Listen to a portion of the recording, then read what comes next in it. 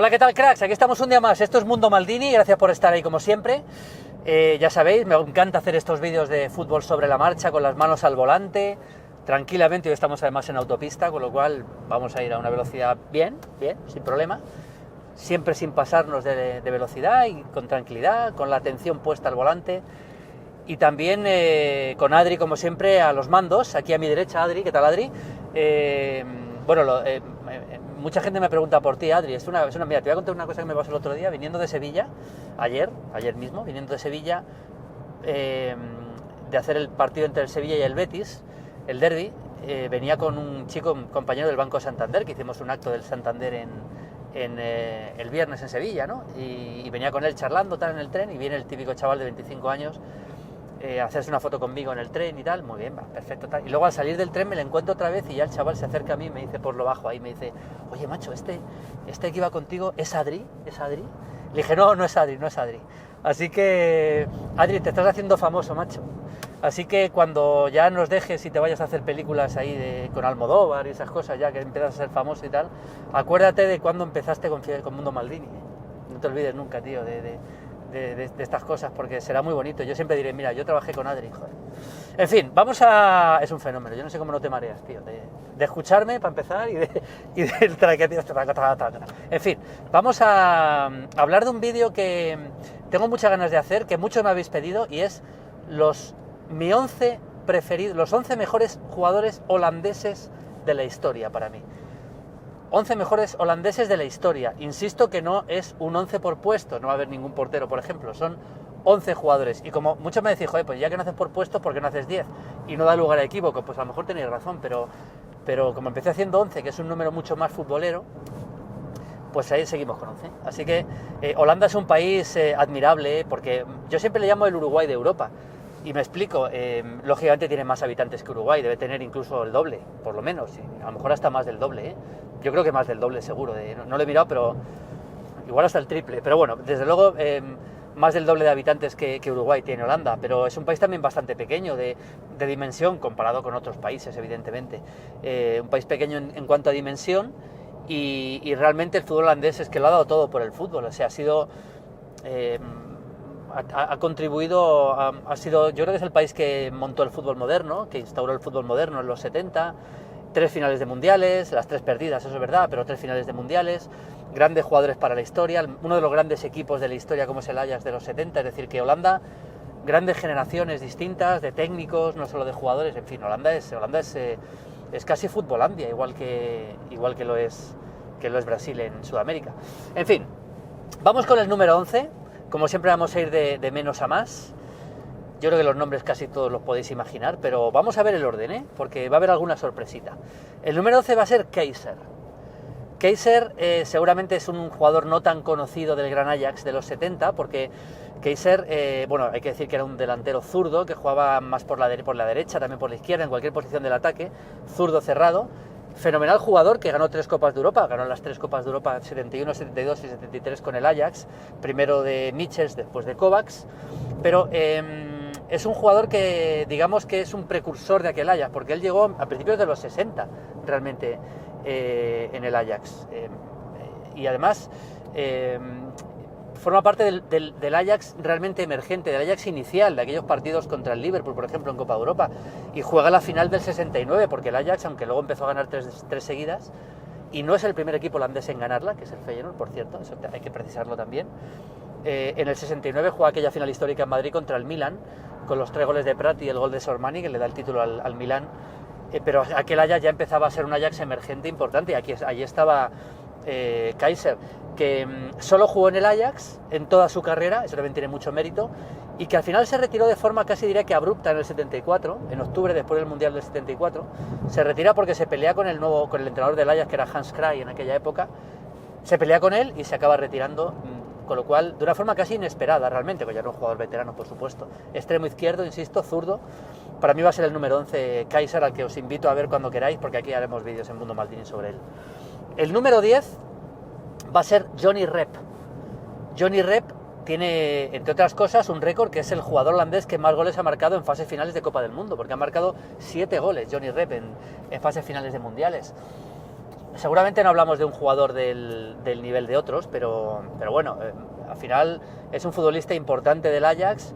De hecho, le marca el famoso gol a la Juventus en la final del 72, que es la segunda Copa de Europa del Ajax. El Ajax gana 3, primero Panathinaikos, luego 3 en aquella época, luego gana más, pero Panathinaikos, luego la segunda fue en Belgrado contra la Juve, la tercera fue en Rotterdam contra el Inter de Milán. Él gana 2 de las 3 Copas de Europa, porque no está en la primera, en la del 71 no está, sí 72 y 73, y luego se marcha a Francia, juega en el Bastia, y acaba jugando una final de Copa de la UEFA, que pierden, si no recuerdo mal, contra el PSV Eindhoven, es decir, que también incluso fuera del Ajax hizo cosas importantes, y en la selección holandesa, ¿no? Así que para mí Johnny Rep, con esos 2 mundiales, es el número 10. El número 9 es un gran conocido del fútbol español, que es Ronald Koeman. Ronald Koeman, claro, aquí va a haber jugadores que no son todos de la época de los 70, por supuesto, y Ronald Koeman yo creo que tiene que estar entre los 10 primeros y está el número 9. Bueno, no hace mucho hice un vídeo sobre los mejores jugadores del Barça y conté un poco lo de Koeman. Aquí hablamos un poquito más en términos holandeses. No olvidemos que Koeman es campeón de Europa con el PSV Eindhoven, con aquel PSV Eindhoven de Guus Hiddink, y bueno, por supuesto luego gana la Copa de Europa con el Barça también, con ese gol mítico suyo, que es el más importante de la historia del Barcelona, que es el gol en Wembley a la Sampdoria en la final del 92. Era un central distinto. Hay gente que no está tan de acuerdo en que sea de los mejores centrales de la historia, de los mejores defensores de la historia. Yo creo que sí, tenía una serie de condiciones muy específicas: desplazamiento largo, golpeo de balón, sin ser un jugador tan, vamos, ni mucho menos tan elegante como otros. Yo creo que Koeman tiene que estar entre los 10 primeros holandeses de la historia y está para mí el número 9. El número 8 va a ser Frank Rijkaard. Estoy parando un poquito porque estamos yendo y no quiero meterme en el desvío. Estamos hoy por autopista, pero al final voy bien por aquí, Adri. Sí, voy bien, perfecto, bien. Seguimos. Número 8 va a ser Frank Rijkaard. Frank Rijkaard, bueno, un todocampista espectacular, ¿no? Frank Rijkaard ganó la Recopa del 87 con el Ajax, una final que veréis un día en Mundo Maldini, porque es una final que poca gente recuerda y es mítica, ante el Lokomotiv de Leipzig en Atenas, con Van Basten, con Rijkaard, etcétera. Un Ajax, también el Ajax emergente, que luego sería con Van Gaal campeón de Europa, yo creo. Pero por supuesto también, ya no solo con el Ajax, sino con el Milan gana también la Copa de Europa, y es uno de los grandes jugadores del gran Milan de Saki, ¿no? O sea que, digamos, campeón de Europa en el 88 con la selección holandesa, Recopa del 87, y luego sobre todo desde el punto de vista, bueno, 3 Champions, gana 3 Champions, por supuesto, gana una con el Ajax y gana 2 con el Milan, 89 y 90 con el Milan. Al final, a mí me da la sensación de que bueno, la de la Copa Europa, la del Ajax es la del 95, por cierto, histórica final del 95 también, que la gana ya con el Ajax. A mí me parece que hablamos de uno de los jugadores más completos centrocampistas de la historia del fútbol europeo, francamente, Frank Rijkaard, que te podía jugar de pivote, te podía jugar más arriba, un todocampista en estado puro en todos los sentidos, que fue referencia primero del Ajax y después del Milán. Curiosamente, la final con el Ajax se la gana el Milán. Hay varias historias cruzadas entre equipos. Una de ellas es la de Jean-Pierre Papin, no me voy a desviar mucho, que es Milán-Marsella, con esas finales que pierde primero con un equipo contra el otro y luego viceversa, ¿no? Ya hablaremos un día de aquellas finales. Y de Papin, que es un jugador en el que tenemos que hacer algo importante aquí en Mundo Maldini. Bueno, Rijkaard ha sido el octavo, no me quiero desviar, aquí me pongo a hablar de fútbol histórico y se me va la cabeza. Número 7 va a ser Ruud Krol. Ruud Krol, que empezó siendo lateral izquierdo, si no me equivoco, y acabó siendo líbero, el gran líbero del gran Ajax y del gran líbero de la selección holandesa de los 70, de mitad de los 70, del 74. Ruud Krol gana las Copas de Europa del 72 y del 73, y curiosamente es uno de los jugadores que más tarda en marcharse del Ajax, porque se van yendo varios jugadores del Ajax, se va Cruyff, se va Neskens, etcétera, etcétera, y él tarda más, se va en el año 80, se va a Italia, pero tarda bastante en salir Ruud Krol, con lo cual digamos que no es un nombre de un solo equipo, pero sí que está prácticamente toda su carrera en el Ajax, así que a mí me parece que Krol tiene que ser el séptimo, y además lo es con toda justicia. Era un jugador que sacaba muy bien la pelota desde atrás, con muchísima elegancia, y yo creo que sin ninguna duda Krol para mí ha sido de los más grandes del fútbol holandés. Luego en Italia no pudo triunfar tanto, la verdad. En Italia le costó mucho más triunfar. Luego acabó jugando, si no recuerdo mal, en Estados Unidos, todo lo de memoria. Pero bueno, Ruud Krol, jugador absolutamente mítico. Vamos con el número 6, que va a ser Johan Neskens. Neskens, al igual que se puede decir de Rijkaard, se puede decir que era un centrocampista completísimo, un todocampista en todos los sentidos, ¿no? Un jugador capaz de jugar en todas las zonas del campo, emblema del Ajax de los 70, gana las 3 Copas de Europa, 71, 72 y 73, y luego con el Barça gana la Recopa del 79, esa histórica final que se jugó ante el Fortuna Düsseldorf, una final que se juega en Suiza y que es uno de los partidos más recordados de la historia del Barcelona. Era un jugador de mucho trabajo, de mucha movilidad, futbolista muy moderno para la época, muy moderno para la época, y es uno de los jugadores que representaba esa modernidad del Ajax sin ninguna duda. 2 mundiales, 74 y 78, y en el Barça estuvo 5 temporadas, para mí a un gran nivel. Johan Neskens, estamos hablando ya del número 6.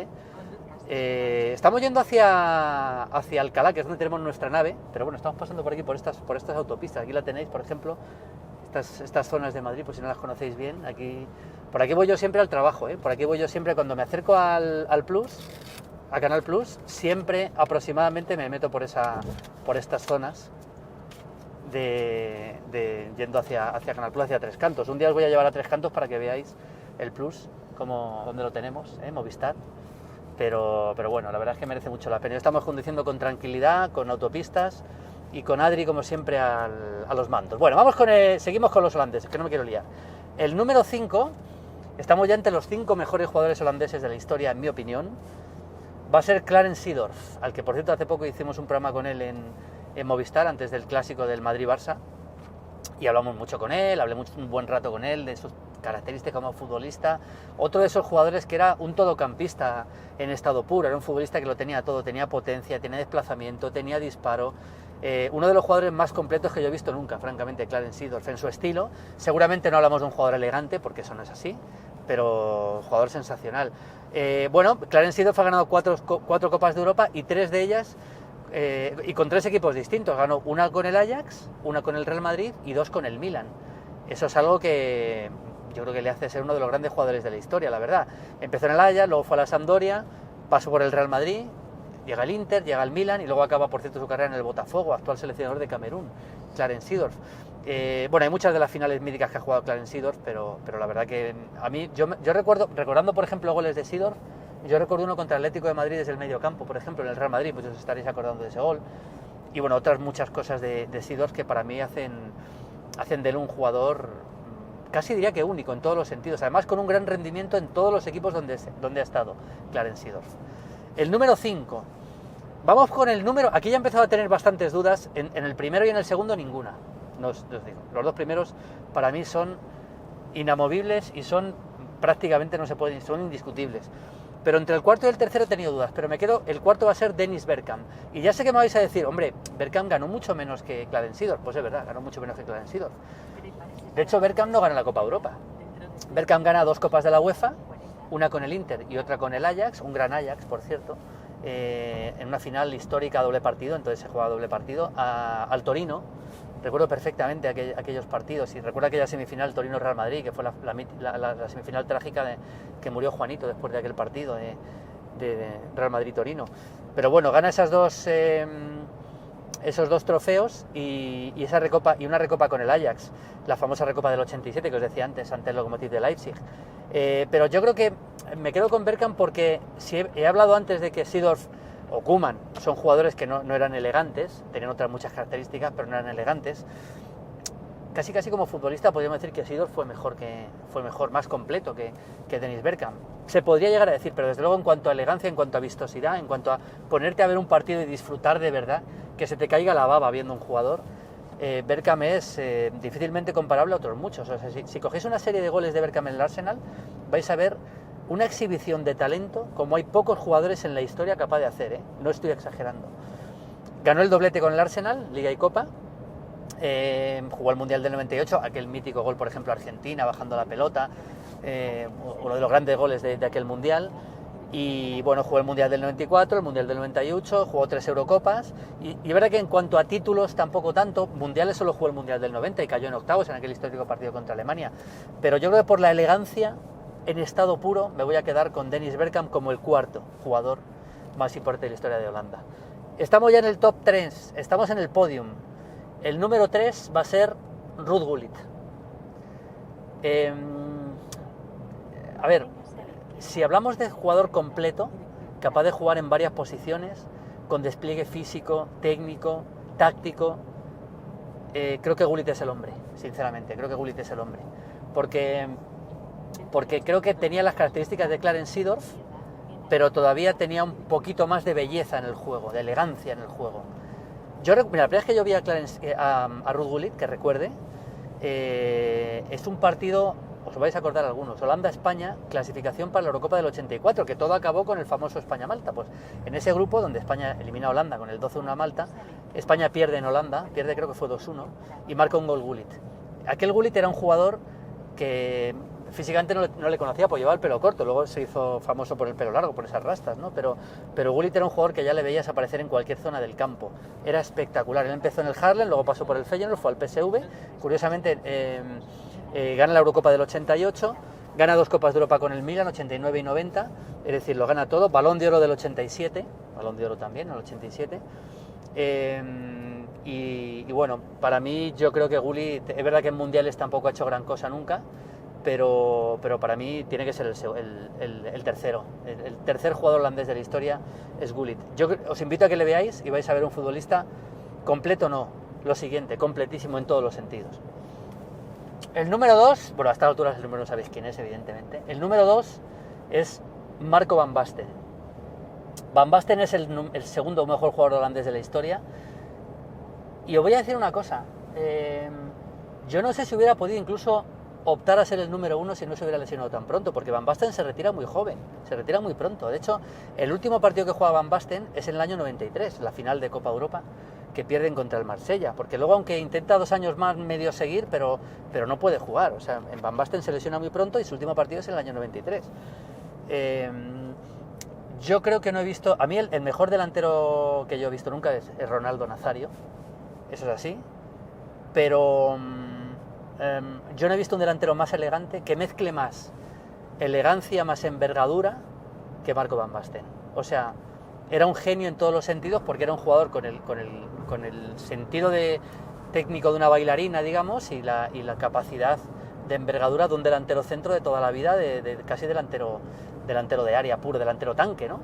Es que lo tenía todo Van Basten. O sea, ese gol a la final de la Eurocopa del 88 contra Dasaev, que es uno de los grandes goles de la historia del fútbol, realmente lo define perfectamente. El golpeo, el balón como sale, el disparo, le veías jugar, cómo levantaba la cabeza, giraba de espalda. Lo que ahora decimos, por ejemplo, un delantero, por ejemplo, pensemos en Benzema, que es o en Firmino, que son los dos jugadores actuales, modernos, completos, capaces de jugar como 9, pero de mover al equipo, de recibir de espaldas, elegante. Bueno, Van Basten era muchísimo mejor que Firmino y muchísimo mejor que Benzema, pero mucho mejor que dos genios como Firmino y como Benzema.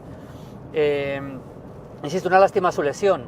Gana una bota de oro, gana 3 balones de oro, una bota de oro, campeón de Europa del 88, es verdad que en mundiales no pudo hacer gran cosa tampoco, 2 veces máximo goleador de la Serie A y uno de los grandes emblemas del fútbol europeo durante muchos años, con el Gran Milan y también con el buen Ajax, que no tiene que ver con el Ajax de los 70.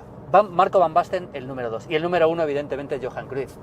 Johan Cruyff, ya he hablado mucho aquí en Mundo Maldini de Cruyff, no me quiero extender mucho más. Es el emblema, es el emblema dentro del emblema de la Gran Holanda de los 70, la personalidad, el cambio de ritmo, la calidad para jugar, el atraer todo alrededor de él.